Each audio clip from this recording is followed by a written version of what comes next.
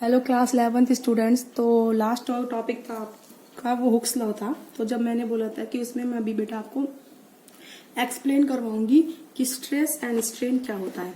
ठीक है, तो अब हम एक्सप्लेन करते हैं कि what is stress and what is the strain. Okay, तो स्ट्रेस मैंने बताया था ये एक तरह का, ये भी क्या है बेटा, पुल है या फिर पुश है। ठीक है, उसको हम क्या बोल देते हैं बेटा, स्ट्रेस बोल देते हैं।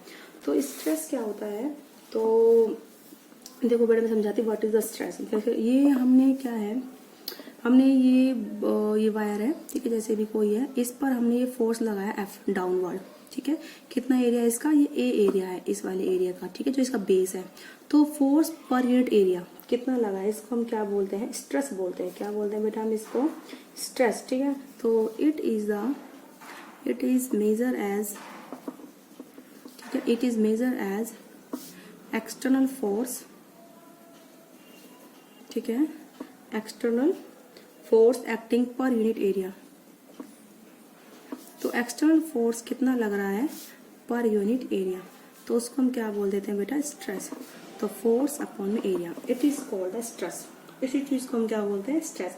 वैसे अगर एक्चुअल में हम बताएं तो स्ट्रेस होता क्या है, ठीक है, देखो जब हमने इस वायर को नीचे खींचा तो इसकी वजह से इसकी शेप डिफॉर्म हो गई, ठीक है, चेंज हो गई, तो ये अपनी शेप में वापस आना चाहता है। तो जितने फोर्स से वापस जाएगा अपनी शेप में, तो उसको हम बोलते हैं रीस्टोरिंग फोर्स। क्या बोलते हैं बेटा उसको हम, रीस्टोरिंग फोर्स। रीस्टोरिंग फोर्स क्या होता है, मतलब जो फोर्स वायर को अपनी ओरिजिनल शेप में वापस लाना चाहता है। ठीक है, तो जैसे मैंने ये फोर्स डाउनवर्ड लगाया है तो ये अपनी शेप में वापस जाना चाहता है ऊपर दोबारा, तो वो किस वजह से जाना चाहता है, रीस्टोरिंग फोर्स की वजह से। ठीक है, तो अप्लाइड फोर्स हमने नीचे लगाया है और उतना ही ऊपर क्या लगेगा, रीस्टोरिंग फोर्स लगेगा। चाहे आप फॉर्मूला ये लगा लो कि स्ट्रेस रीस्टोरिंग फोर्स जितना उस पर लग रहा है अपॉन में एरिया, या फिर वो लगा सकते हो आप जितना फोर्स हमने लगाया है अपॉन में एरिया। ठीक है, क्योंकि रीस्टोरिंग फोर्स खुद से नहीं आता, वो उतना ही होता है जितना हम उस पर फोर्स लगाते हैं। ठीक है, क्योंकि वो अपनी शेप में वापस आना चाहता है, ऑफकोर्स वो भी उतनी ही फोर्स लगा रहा है अपने शेप को वापस में लाने के लिए। तो रीस्टोरिंग फोर्स पर यूनिट एरिया बोल दो, चाहे अप्लाइड फोर्स पर यूनिट एरिया, हम इसको क्या करते हैं बेटा,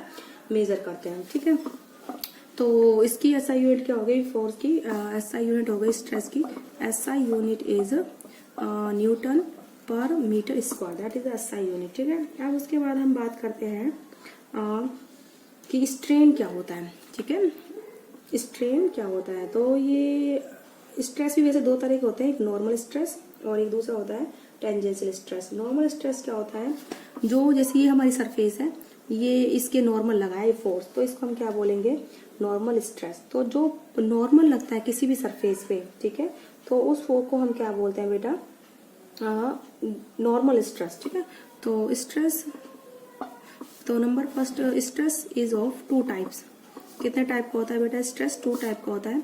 number first is the normal stress, जो किसी भी सरफेस पर कैसे लगता है फोर्स, नॉर्मल जाके लगता है परपेंडिकुलर, तो उस वाले फोर्स को या फिर उससे जो स्ट्रेस निकल गया है उसको हम क्या बोलते हैं, नॉर्मल स्ट्रेस। तो आप इसको लिख लीजिए, द डिफॉर्मिंग फोर्स, ठीक है, द डिफॉर्मिंग फोर्स एक्टिंग पर unit area normal to the surface, per unit area normal to the surface. ठीक है, तो उसको हम क्या बोलते हैं, per unit area normal to the surface of the body, ठीक है, इज कॉल्ड नॉर्मल स्ट्रेस। जैसे ये अभी एग्जांपल है, ये इसका एरिया है, इसके हमने नॉर्मल फोर्स लगाया है, तो ये कैसा स्ट्रेस होगा बेटा, नॉर्मल स्ट्रेस होगा। ठीक है, example when a wire is pulled, ठीक है, बाय फोर्स, तो वो फोर्स कहाँ लगेगा, उसकी लेंथ के अलोंग, यानी कि उसके जो एरिया है उसका बेस का, उसके नॉर्मल। ठीक है, तो ये हो गया हमारा नॉर्मल स्ट्रेस का example. Second is the tangential stress. ठीक है, टेंजेंशियल स्ट्रेस क्या होता है, जब भी कोई फोर्स है वो सरफेस के टेंजेंट लगता है, कैसे लगता है, टेंजेंट। ठीक है, अब जैसे मान लो ये आपका एक क्यूबिकल पार्ट है, ठीक है, तो ये इसका मान लो हमने ये बॉटम है, हमने इसका ये बॉटम जो है फिक्स कर दिया, तो अब मैं एक फोर्स लगा रही हूँ ऐसे, तो ये जो फोर्स है ना इस सरफेस के क्या है बेटा, वो पैरेलल है। देखो फोर्स ऐसे है, सरफेस भी ऐसे है, तो अब हम इस पर जो फोर्स लगाएंगे, इसका ये फेस फिक्स कर दो नीचे से, मतलब ज्वाइंट कर दो किसी के साथ, आप इस पर फोर्स लगाओ तो इस सरफेस के पैरेलल है, तो इसको हम क्या तो ये जो फोर्स लगाएगा पर यूनिट एरिया, इसको हम क्या बोलेंगे बेटा, टेंजेंशियल स्ट्रेस। ओके, तो डिफॉर्मिंग फोर्स एक्टिंग पर unit area tangential to the surface. तो डिफॉर्मिंग फोर्स एक्टिंग पर unit area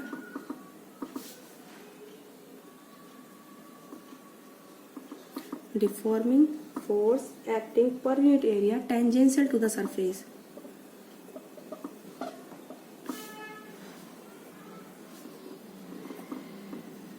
tangential to the surface, उसको हम क्या बोलते हैं बेटा, is called tangential stress।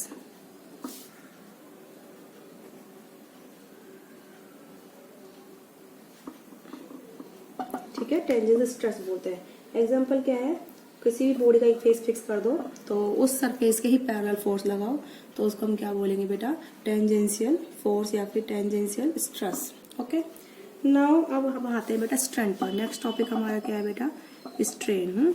Strain क्या होता है, it is the ratio of the, ठीक है, increase in length to the original length. ठीक है, the ratio of the change in dimension of the body to this original dimension, क्या बोलते हैं हम बेटा, स्ट्रेन। तो the ratio of change in dimension of body to its original dimension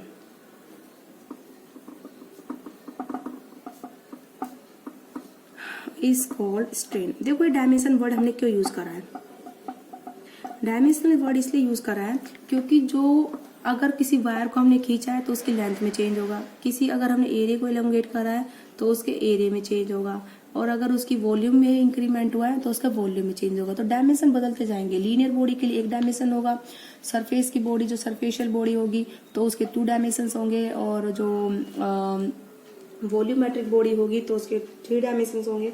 तो उसके अकॉर्डिंग उसकी क्या क्या चेंज हो रहा है, कितनी लेंथ में चेंज हो रहा है, या लेंथ में चेंज हो रहा है, या फिर वॉल्यूम में चेंज हो रहा है, या फिर एक एंगल का चेंज भी होता है। ठीक है, तो उसके अकॉर्डिंग हम स्ट्रेन का नाम देंगे। ठीक है, जैसे अब हमने एक बैलून है उसको हमने प्रेस करा तो उसकी जो वॉल्यूम में चेंज आएगा तो वो कैसा होगा बेटा, वॉल्यूमेट्रिक स्ट्रेन। ठीक है, अब आगे एक वायर है हमने उसको खींचा है, ठीक है, उसकी लेंथ के अलोंग, तो वो कैसा स्ट्रेन हो गया बेटा, लॉन्गिट्यूडनल स्ट्रेन। ठीक है, तो डिपेंड करता है कि स्ट्रेन इसलिए 3 टाइप के हैं, जिनमें से आपके 2 आपके सिलेबस में है इस साल। ठीक है, तो हम उसका डिस्कस कराते हैं। नंबर फर्स्ट है बेटा आपका लॉन्गिट्यूडनल स्ट्रेन।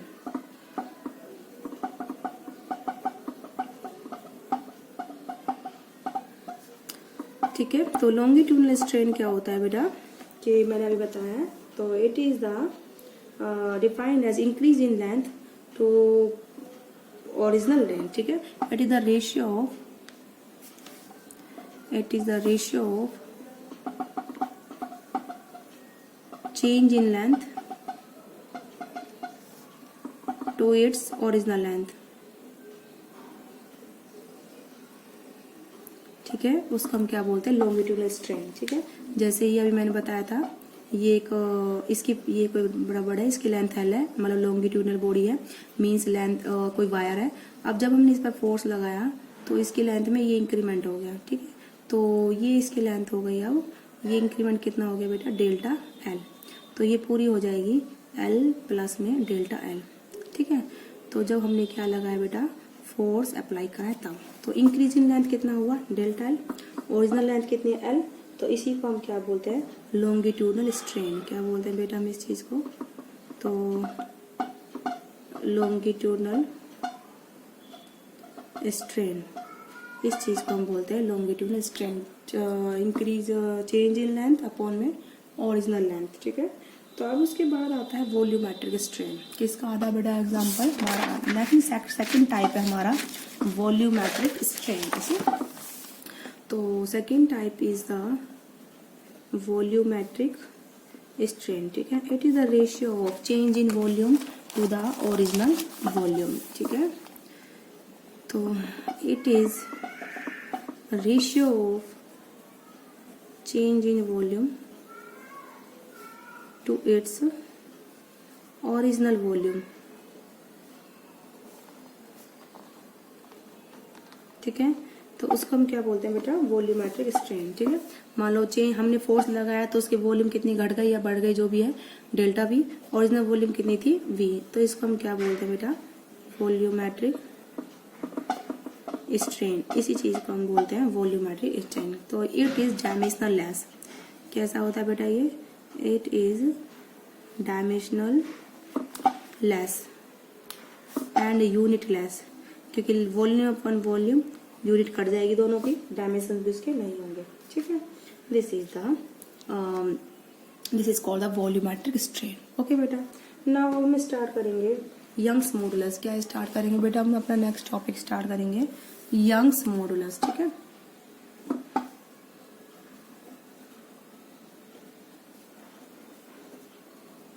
यंग्स मॉडुलस क्या होता है, देखो यंग्स मॉडुलस जो हम डिफाइन करते हैं वो लीनियर बॉडी के लिए डिफाइन करते हैं। किसके लिए डिफाइन करते हैं, लीनियर बॉडी के लिए। तो इसको हम डिफाइन करते हैं, it is defined as ratio of normal stress, ratio of normal stress to the longitudinal strain.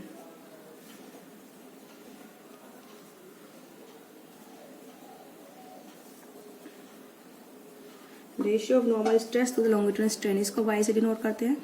तो यहाँ पर आगे बेटा नॉर्मल स्ट्रेस अपॉन में क्या आ गया, लॉन्गिट्यूडनल स्ट्रेन। ठीक है, अब देखो कैसे करते हैं इसको, जैसे हमारी वायर है, ये यहाँ से फिक्स कर दिया इसका एंड। ठीक है, जब उस पे फोर्स लगाया तो इसकी ये इंक्रीमेंट हो गई है, ये इसका एरिया ए है, तो यहाँ भी एरिया कितना रहेगा हमारा, ए ही रहेगा। तो फोर्स ये अप्लाइड करा था नीचे डाउनवर्ड। ठीक है, तो इसकी लेंथ में इंक्रीमेंट हो गया ये डेल्टा एल। ठीक है, ओरिजिनल लेंथ कितनी थी बेटा इसकी, कैपिटल एल। ठीक है, तो इससे हम डिफाइन करेंगे। तो हमने मान लिया है कंसीडर ए वायर, अब मैं निकालू नॉर्मल स्ट्रेस हमने कितना लगाया, कंसीडर ए वायर। ठीक है, ऑफ लेंथ कैपिटल एल, कितनी लेंथ है इसकी, कैपिटल एल है, and area of cross section क्या है बेटा उसका, area of cross section is a. क्या माना है बेटा हमने, area of cross section A माना है। तो नॉर्मल स्ट्रेस क्या हो जाएगा बेटा, नॉर्मल स्ट्रेस हो जाएगा उसका फोर्स पर यूनिट एरिया। ठीक है, बताया स्ट्रेस यही होता है।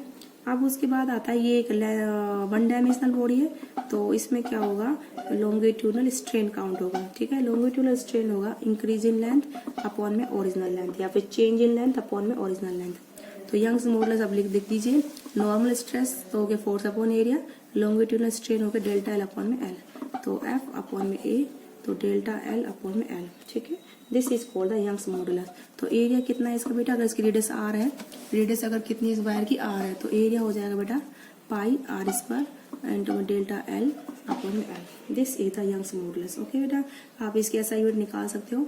लॉन्गिट्यूडनल स्ट्रेन की तो कोई यूनिट ही नहीं होती, क्योंकि increase in length upon original length, length से लेंथ कैंसिल, तो फोर्स अपॉन एरिया एक प्रेशर का काम करता है। तो इसकी एसआई यूनिट पास्कल हो सकती है या फिर न्यूटन पर मीटर स्क्वायर। ठीक है, तो एसआई यूनिट क्या हो जाएगी यंग्स मॉडुलस की, SI unit of Young's modulus. ठीक है बेटा, इज पास्कल। क्या होती है बेटा, पास्कल होती है, और न्यूटन पर मीटर। ठीक है, ये दो उसकी क्या होती है बेटा, ऐसा यूनिट होती है। तो आई होप आपको समझ में आएगा स्ट्रेस क्या होता है, स्ट्रेन क्या होता है, और यंग्स मॉडुलस क्या होता है। ठीक है, जैसे यंग्स मॉडुलस होता है बेटा, ऐसे ही हमारा एक बल्क मॉडुलस होता है। क्या होता है बेटा हमारा, बल्क मॉडुलस। बल्क मॉडुलस में आपका क्या होता है बेटा, बॉडी की जो है वॉल्यूम में चेंज होता है। क्या होता है, वॉल्यूम में चेंज। मान लो ये कोई ओरिजिनल स्फेरिकल ऑब्जेक्ट है, जिस पर हमने क्या लगा रहे हैं, इस तरीके से बाहर से प्रेशर लगा रहे हैं। ठीक है, इसकी ओरिजिनल वॉल्यूम वी है, जब इस पर प्रेशर लगाया तो इसकी वॉल्यूम घट गई, मान लो कितनी घट गई बेटा, डेल्टा वी। तो ये कितनी वॉल्यूम बची, वी माइनस डेल्टा वी। ठीक है, तो बल्क मॉडुलस को कैसे डिफाइन करते हैं, ये किस चीज का ratio, it is ratio of. ठीक है, वहां भी रेशियो था यंग मॉडुलस नॉर्मल स्ट्रेस का। ठीक है, नॉर्मल स्ट्रेस, तो वहां पर स्ट्रेन कैसा था, वो लॉन्गिट्यूडनल, क्योंकि वन डायमेंशनल बॉडी थी। तो यहाँ पर कैसी बॉडी है बेटा, 3 डायमेंशनल है, वॉल्यूम की बात चल रही है, तो longitudinal stress to the volumetric strain, मतलब जो चेंज होगा डायमेंशन में कैसे होगा, वॉल्यूमेट्रिक होगा। ठीक है, तो K is the bulk modulus. ठीक है, नॉर्मल स्ट्रेस हो गया फोर्स अपॉन में एरिया, और वॉल्यूमेट्रिक स्ट्रेन हो गया डेल्टा V अपॉन में ओरिजिनल V। ठीक है, यहाँ पर जो वॉल्यूमेट्रिक स्ट्रेन है वो बेटा क्या लिया है बेटा हमने, माइनस डेल्टा V अपॉन में V। ठीक है, नेगेटिव साइन इसलिए क्योंकि जो वॉल्यूम बेटा वो घटा है, क्या है बेटा वो घटा है। ठीक है, तो इसलिए हमने क्या लिया है, नेगेटिव साइन। तो K हो गया माइनस F अपॉन में A डेल्टा V इंटू में B। ठीक है, this is called the volumetric strain. और फोर्स अपॉन एरिया कितना होता है बेटा, प्रेशर, तो P V अपॉन में डेल्टा V। ठीक है, this is called the volumetric strain because F upon में A is equal to the pressure. कितना होता है बेटा, फोर्स पर यूनिट एरिया क्या होता है, प्रेशर होता है। तो वॉल्यूमेट्रिक बल्क मॉडुलस हमारा हो गया। देखो बल्क मॉडुलस का फॉर्मूला है स्ट्रेस अपॉन में वॉल्यूमेट्रिक स्ट्रेन। तो स्ट्रेस हो गया फोर्स अपॉन एरिया, और वॉल्यूमेट्रिक स्ट्रेन हो गया डेल्टा V अपॉन में V। ठीक है, तो इस तरीके से हमने पुट कर दिया। और फोर्स अपॉन एरिया होता है प्रेशर, और डेल्टा V अपॉन में V। ठीक है, माइनस साइन इसलिए क्योंकि इसका वॉल्यूम घटा है। ठीक है, अब देखो डेल्टा V से V कैंसिल, सिर्फ क्या बचा, पास्कल। तो SI यूनिट क्या हो जाएगी, K की पास्कल हो जाएगी। SI यूनिट क्या हो जाएगी, बल्क मॉडुलस की पास्कल, या फिर न्यूटन पर मीटर स्क्वायर। ठीक है, पास्कल और newton per metre square, that is the SI unit. ठीक है, आई होप बेटा आपको समझ में आया होगा बल्क मॉडुलस, यंग मॉडुलस, तो and the shear strain and strain and stress. तो आज की वीडियो में बेटा इतना ही, आगे फिर नेक्स्ट वीडियो में।